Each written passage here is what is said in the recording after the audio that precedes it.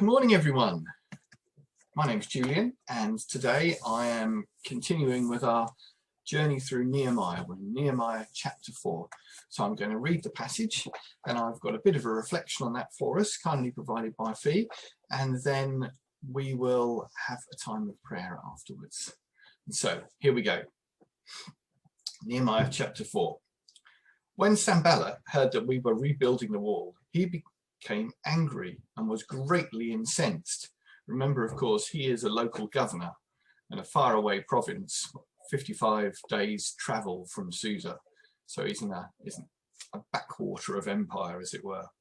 He ridiculed the Jews, and in the presence of his associates and the army of Samaria, he said, "What are these feeble Jews doing? Will they restore their wall? Will they offer sacrifices?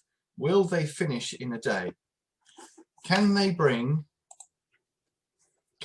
stones back to life from those heaps of rubble, burned as they are?" So of course, if they're just rubble, it's just rubbish lying on the ground.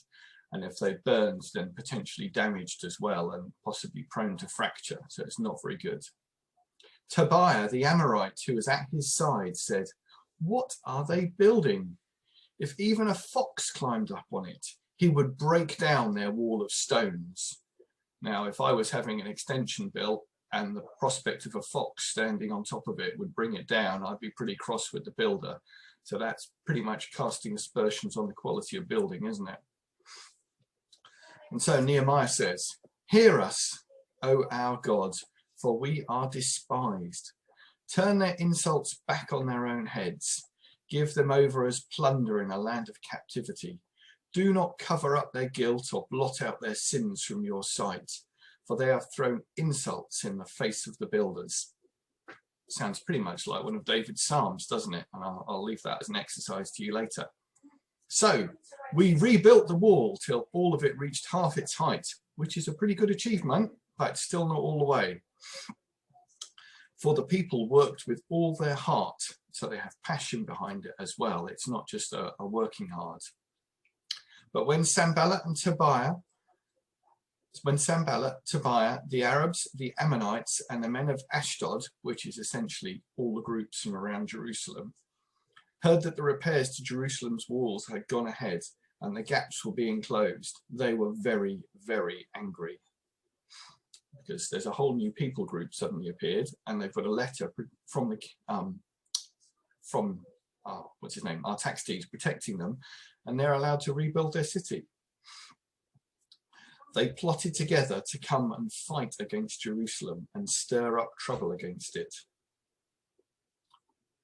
But we prayed to our God and posted a guard day and night to meet this threat. Meanwhile, the people in Judah said, "The strength of the laborers is giving out, and there is so much rubble that we cannot rebuild the wall. We've started this job and now we're getting a bit tired." Also, our enemies said, "Before they know it or see us, we will be right there among them and kill them and put an end to their work," which is possibly going to make you doubt what you're doing if your enemies start saying things like that. And then the Jews who lived near them came and told us 10 times over, "Wherever you turn, they will attack us," which could be quite discouraging, couldn't it? "Therefore," says Nehemiah, "I stationed some of the people behind the lowest points of the wall at the exposed places, posting them by families with their swords, spears, and bows." So he's made sure that a visible guard is available at all the vulnerable places. And then after this, he says, "After I looked everything over, I stood up and said to the nobles, the officials, and the rest of the people, 'Do not be afraid of them. Remember, the Lord who is great and awesome,'" and which is something we should all remember, "and fight for your brothers, your sons, your daughters, your wives, and your homes."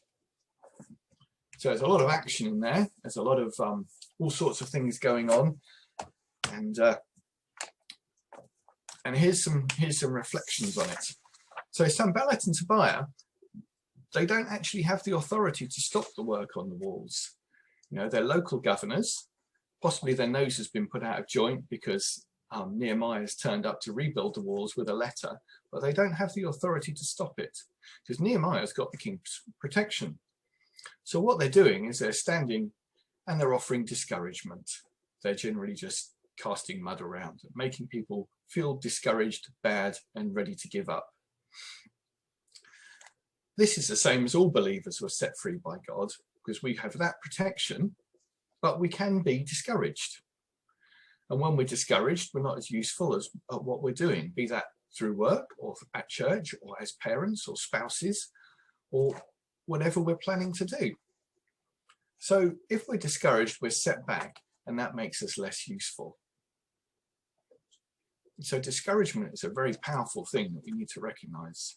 But here's the encouragement for us. What did Nehemiah do? He prayed. He went straight to prayer and he prayed, and he was pretty direct with God and pretty blunt. He didn't form a committee or organize a debate. The first thing he did was he prayed.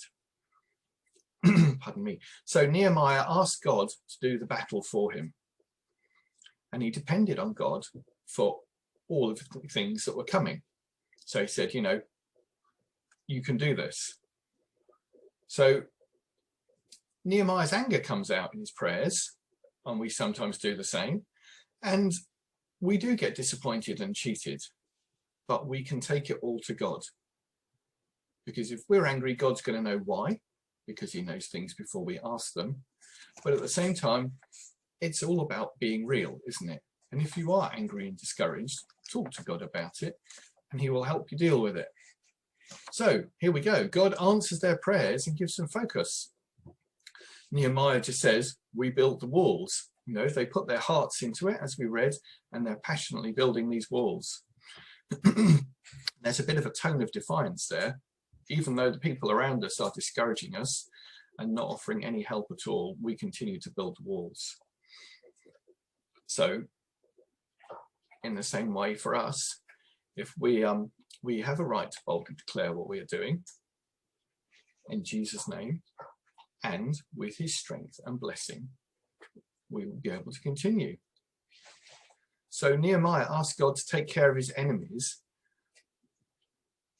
possibly not in the way that God does. But what God does is changes Nehemiah a bit into how he's managing the situation. Our circumstances, ourselves, may well not change. We might be in difficult circumstances. Certainly the last 18 months hasn't been ideal. But we rely on God changing us as well. It's not all about taking the other person down. How can we be grown through this? How can we be made more dependent on God? How can we be encouraged and encourage other people as Christians? Nehemiah's enemies were very angry, but Nehemiah continues to pray. But also Nehemiah instructs the Jews to take action. So here we see that prayer is good, but God's instructed Nehemiah to act. And it's not that he's sat down in prayer and only in prayer. He has actually thought, what can I do with this wisdom that God has given me to improve this situation? So as a reminder to us that about praying and acting simultaneously. For example, children doing exams. We don't say, go and pray about your exams and it'll all be all right. We say, of course you should pray. But at the same time, you do need to revise, because that's what's going to get you through. You can't just sit back and watch TV. So it's prayer and work. So what does Nehemiah do? He sets a watch, and then they get back to work again. So that means that from the outside, at all the vulnerable places, there's a guard set, but around all of the walls, the work continues. He doesn't stop with the work. So as we come to prayer this morning, I've got a couple of prayer points for us. First of all, are there any areas in your life where you feel discouragement? And do you need to commit these circumstances to God and then ask for some support? It might be just from God, it might be God and your friends. You might need to change something, but to commit it to God to start with and then start from there. Are there any areas of your life where you need to defiantly take hold of a situation that you know God's put you in, you know God is in, but sometimes it doesn't always seem that way? So do we need to rethink any of our thoughts towards some of the situations we're in? And then finally, are we absolutely sure that we're coming to God first of all before we do any of our actions? And how can we make sure that that happens as we face life's challenges?